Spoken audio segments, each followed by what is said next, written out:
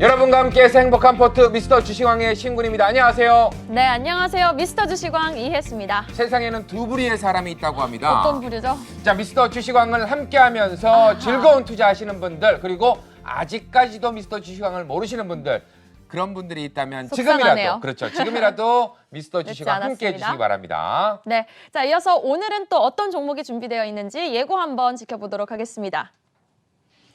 자, 로봇 관련주 정책이 살린다. 규제 샌드박스가 통과된다면 수혜를 받을 로봇 관련주는 어떤 기업이 될까요? 잠시 후에 공개합니다. 또 현재 시간으로 이번 주 수요일이죠. 미중 무역 합의 서명식이 예정되어 있는데요. 임박해서 관련 수혜주 알아보도록 하겠습니다. 또 간밤 JP모건 헬스케어 컨퍼런스가 미국에서 개최를 했습니다. IT 위주의 시장 반등을 노리는 바이오주도 알려드리도록 하겠습니다. 자, 현재 시장 상황도 알아보도록 하겠습니다. 코스피, 코스닥, 양시장 오전부터 고른 상승 흐름 전개되고 있는데요. 현재 코스피 지수는 0.79% 상승, 2246선 터치하고 있고요. 코스닥 지수도 오늘도 카메라 모듈 같은 IT 부품 강세 속에 양매수의 지수 강세 보이고 있습니다. 0.56% 상승, 683선 터치하고 있습니다. 오늘도 IT 업종 중심의 좀 강한 상승이 나오고 있는 시장입니다. 미국 시장의 훈풍을 오롯이 받고 있는 하루. 오늘도 미스터 주식왕에서 여러분의 수익률 좀 화끈하게 챙겨드리도록 하겠습니다.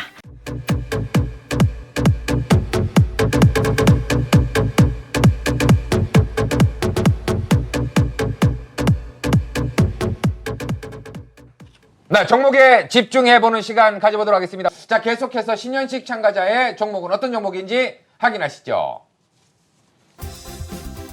텔콘 RF제약 미워도 다시 한번. 자, 정말 이 이야기가 딱 맞아 떨어지는 것 같습니다. 미워도 우리가 다시 한번 봐야 될 자리가 있는 거죠. 네, 설명해 주시면 감사하겠습니다. 예, 텔콘 RF제약은 이제 그 바이오 섹터들은 이제 JP모건 컨퍼런스 관련해서 이슈가 돼서 이제 주가가 좀 많이 올라왔는데 앞으로의 그 바이오주 섹터들 같은 경우에는 JP모건 헬스케어 컨퍼런스에서 라이센스 계약을 체결한 주식들이 이제 올라갈 것으로 보여지고요. 네. 두 분류입니다. 그리고 나머지 바이오주에서는 임상 3이 개시가 되거나 임상을 승인할 해서 이런 재료가 노출될 수 있는 그런 바이오주 섹터가 좀 상승할 가능성이 좀 높다라고 좀 말씀을 드리고요.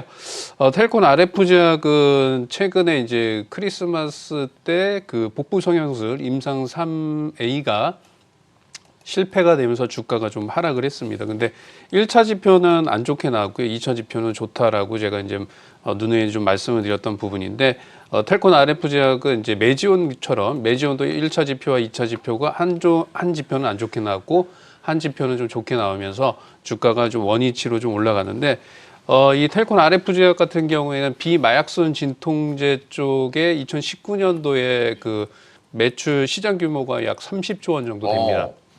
근데 이제 2020년도에도 더 늘어날 것으로 좀 보여지고요. 그다음에 이제 텔콘 RF제약을 좀 보자라고 좀 말씀드린 거는 비보존 주식을 약 한 30% 좀 갖고 있고요. 그다음에 에스텍파마는 한 4.6%, 그다음에 루미마이크로 같은 경우에는 우회 상장 가능성, 그리고 텔콘 RF제약의 최대 주주는 한일진공입니다. 그렇게 해서 이렇게 움직이는데 원래 대장이 이제 에스텍파마인데 제가 이제 요 주식을 왜 다시 한번 보자라고 좀 말씀을 드리면, 우리가 이제 텔콘 RF제약의 비마약성 그 진통제 그 임상이 다 실패한 게 아닙니다. 특히 이제 엄지건망류 임상 2비상이 성공이 되면서 이 임상을 이제 3상이 좀 진행이 될 건데 네. 회사에서 이제 얘기를 했어요. 4월달, 5월달에 임상 3상을 돌입하겠다. 근데 이제 엄지건망류 임상 2상은 아주 성공적입니다. 네네. 그래서 그 임상 3상이 돌입할 가능성, 성공할 가능성이 올 4월 달이나 5월 달이 상당히 높다라고 좀 보여지고요. 두 번째로는 이제 복부 성형술 3A상이 실패가 됐는데 요 부분도 이제 그 임상에 대한 디자인이 제가 봤을 적엔 좀 잘못돼서 다시 이거를 디자인을 해서 이거는 이제 5월, 6월 달에 다시 임상을 할 가능성이 높습니다. 그래서 4월 달, 5월 달, 6월 달 요 두 가지 임상이 이게 실행이 되게 되면 주가에 상당히 좀 긍정적이다라고 좀 보여지고요. 악재적인 부분은 이제 원래 그 임상 3상이 작년에 성공이 했으면 올해 비보존이 상장할 건데 요게 이제 1년 딜레이가 됐기 때문에 네. 요번 이제 4월, 5월 달에 임상이 성공이 된다라고 하면 2021년에 비보존이 상장될 가능성이 상당히 높다라는 점. 그다음에 수급적으로 봤을 적에 주가가 이렇게 이제 악재가 나오면서 주가가 좀 빠지면서 횡보를 했지만 외국인들의 매수가 엄청나게 좀 들어오고 있습니다. 최근 5일 동안에 약 그러네요. 100만 주 이상의 좀 매수가 좀 들어오면서 이 주식은 제가 봤을 때 단기적으로는 바닥권에 있긴 하지만 4월 달, 5월 달 임상에 돌입하게 되면 요게 좀 이슈화가 될 가능성이 높기 때문에 이거는 좀 보유하셔도 될 것 같고요. 차트 흐름을 좀 보겠습니다. 지금 자리가 보면 지난번에 한번 이야기하셨던 신라젠 바닥 구간에서 네. 들어간 다음에 상한가도 나오고 슈팅이 한번 제대로 나왔었거든요. 자, 이 종목도 그렇게 좀 비슷하게 볼 수 있을까요? 네, 그렇죠. 신라젠 같은 경우에는 제가 들어갔던 이유가 이제 전이성 대장암이 임상 이상 가능성, 그다음에 신장암이 임상 가능성 때문에 들어갔는데 신장암은 나왔고 전이성 대장암은 아직 안 나왔기 때문에 재료는 좀 있고요. 네. 텔콘 RF제약도 마찬가지입니다. 주가가 좀 단기적으로 횡보하고 있는데 일단은 4,000원권 라인 때만 이탈하지 않으면 저는 충분히 6,000원 혹은 8,000원 이 원상태로 주가가 회귀할 가능성이 좀 있다. 시간은 걸리겠지만 회귀할 가능성이 높기 때문에 이 주식을 좀 신규 매수나 보유 관점으로 좀 말씀을 드리겠습니다. 네, 알겠습니다. 비보존의 지분을 갖고 있는 텔콘 RF제약 비보존 임상 3상을 기대해보자라는 말씀까지 들어봤습니다. 계속해서 종목에 집중하겠습니다. 계속해서 신현식 참가자의 종목도 확인하겠습니다. 앤디 포스 사업 다각화 주목. 자, 일단 이름에서는 포스가 흘러 넘치는데요. 주가 흐름으로 봤을 때는 아직은 조금 내려가 있는 상태. 어떻게 포스를 어디에서 좀 느낄 수 있을까요? 네, 이 회사는 이제 뭐 세 가지입니다. 바이오, 그다음에 5G, 오, 그다음에 스마트폰. 모멘텀이 이런- 좋은 다양하네요. 거 다 하네요. 네, 다 하고 있는데 못 갔죠. 그게 제일 슬프네요. 다, 이제 가야죠. 다 하고 있는데 못 가는 게 이제 아쉽고요. 제가 이제 좀 말씀을 드리면 이 앤디포스는 일단은 스마트폰 쪽에서 양면 방수 테프 및 그 모바일 필름 이쪽에 매출이 한 90% 정도 됩니다. 네.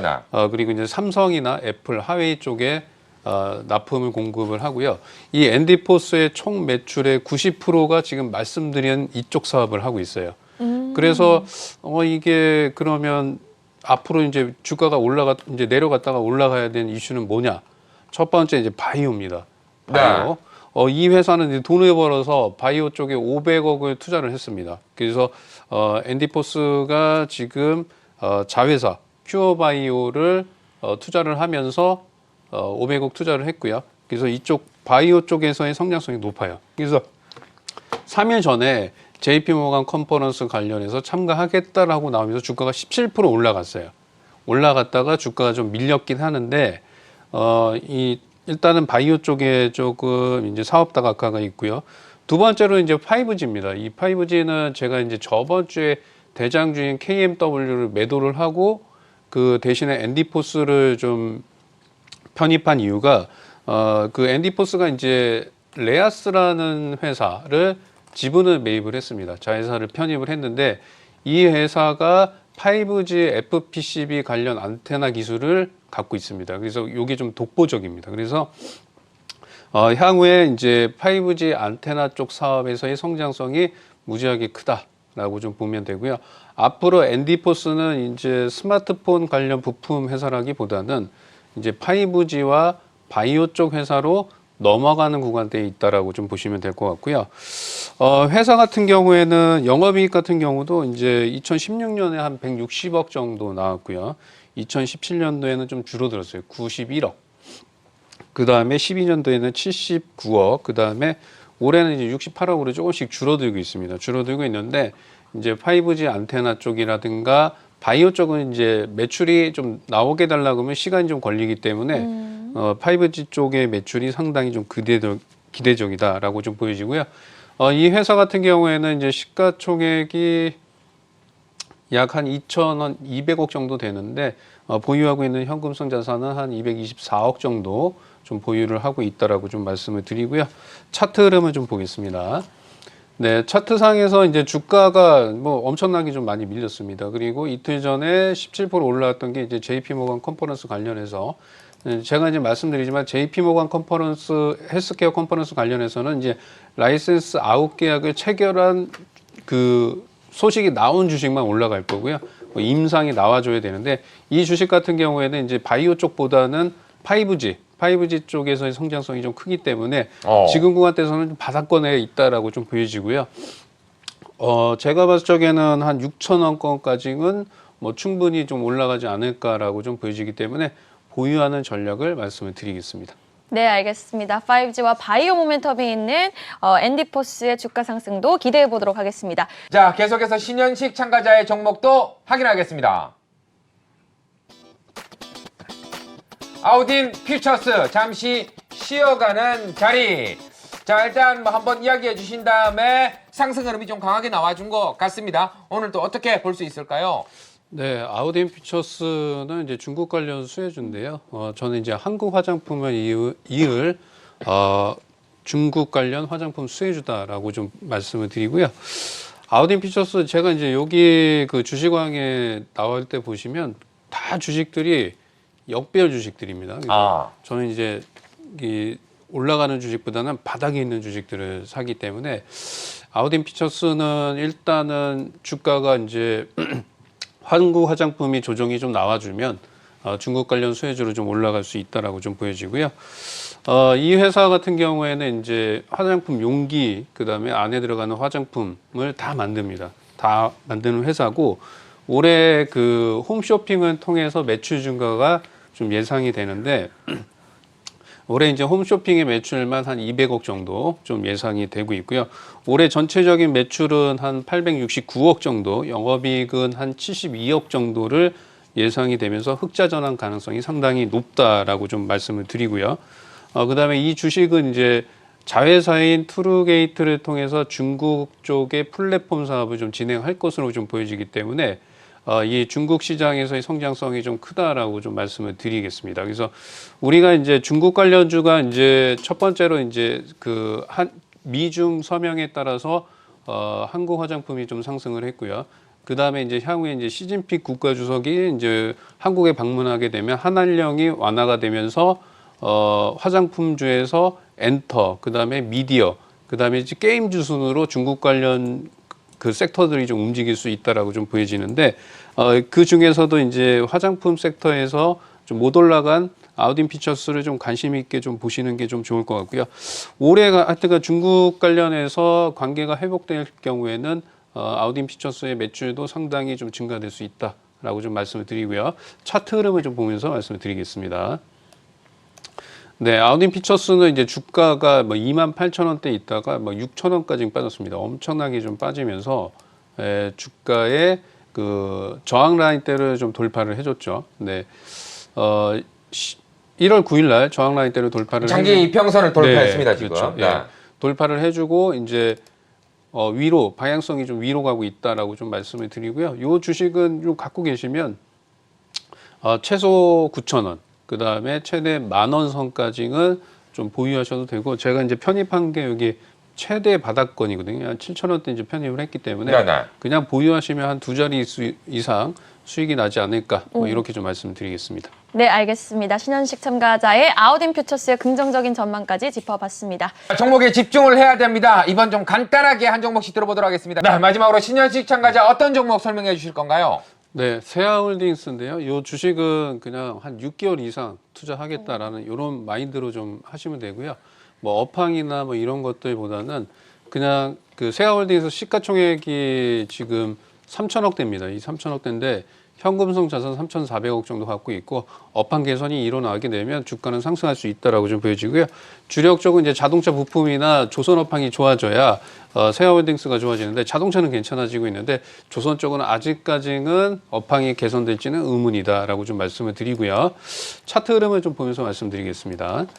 예, 차트 지금 이제 주봉상인데 22만 원까지 내려왔다가 주가가 이제 뭐 저점을 향해서 뭐 무지하게 빠지고 있습니다. 그래서 저는 이제 절대 정배열 주식은 안 하고요. 역배열에서 이 바닥권에 있고 이런 주식들은 한 6개월 이상 갖고 가시면 제가 봤을 때는 주봉상에 9만 원까지는 충분히 좀 올라가지 않을까라고 좀 보여지고요. 요거를 투자하시는 분들은 이렇게 보세요. 뭐 성장성 뭐 이런 거보다는 그냥 현금성 자산이 많고 업황이 바닥이고 조금 나는 장기 투자의 성향이 있다라고 하시는 분들은 요거를 투자하셔도 괜찮을 것 같습니다. 네, 알겠습니다. 현재 상위권을 달리고 계신 세 분의 포트 갖고 이야기 나눠봤습니다. 오늘 말씀 고맙습니다. 감사합니다. 예.